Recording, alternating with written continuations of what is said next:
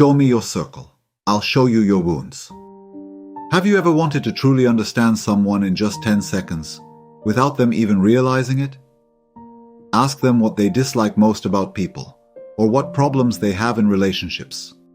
Surprisingly, their answers will reveal more about themselves than about others.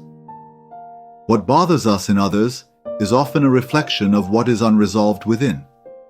The world mirrors our inner world, and our thoughts shape our experiences. If we carry confidence and trust within, we attract supportive, calm people.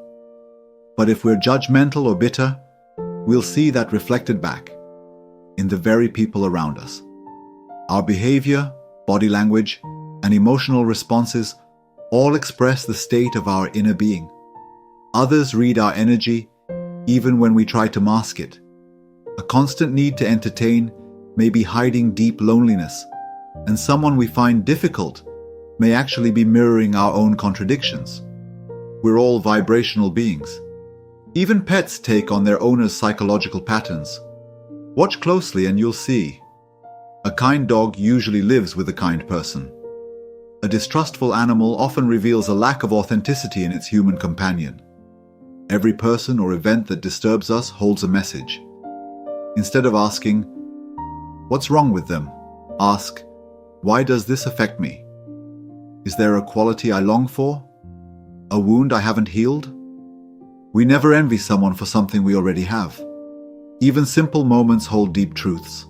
A friend once asked, "How do you treat my wife when she picks up the phone?" I paused and realized my attitude mirrored exactly what I was judging in others. Life is always talking to us. Every reaction we have, every emotional trigger, is a teacher in disguise. When we become conscious of these mirrors, we can heal, grow, and evolve. You attract what you are, not what you want.